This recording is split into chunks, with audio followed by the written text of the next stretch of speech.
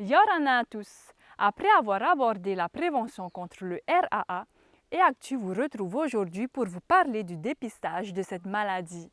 Écoutons tout de suite Dr Jean-Marc Ségalin pour en savoir plus. Yarana Mehiyata. Aujourd'hui, on parle donc du dépistage scolaire du RAA, ou plus précisément de ses conséquences cardiaques. Lorsqu'il y a des conséquences au niveau du cœur, les enfants peuvent d'emblée être repérés par un médecin parce qu'ils ont des symptômes, mais la plupart du temps, les enfants sont asymptomatiques. Et le travail lors du dépistage, c'est de repérer ces enfants asymptomatiques. Le dépistage, ça consiste dans la méthode classique à aller ausculter les enfants avec un stéthoscope au niveau du cœur. Mais désormais, nous utilisons une méthode qui est un peu plus moderne. On utilise des petits échographes avec une sonde qui est reliée à une tablette simple. C'est la même procédure.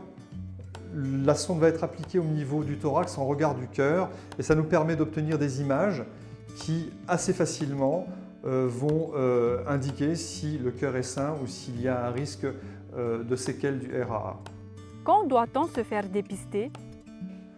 On teste les enfants de CM2 ou de 6e selon les communes et à chaque fois que l'on repère un enfant qui a une échographie qui est anormale, il est dirigé vers un cardiologue qui va refaire une échographie de façon plus complète et valider ou ne pas valider le diagnostic.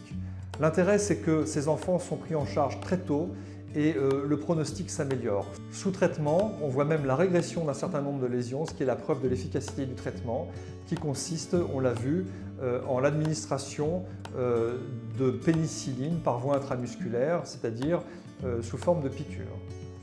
En conclusion, ce qu'il faut retenir du dépistage scolaire, c'est que ça permet de dépister parfois des formes très graves qui sont passées inaperçues et de mettre les enfants sous traitement, ce qui améliore considérablement le pronostic.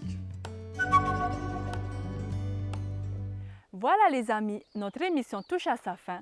Remercions Jean-Marc pour cette intervention. Quant à nous, on se donne rendez-vous la semaine prochaine pour un autre sujet santé. Nana!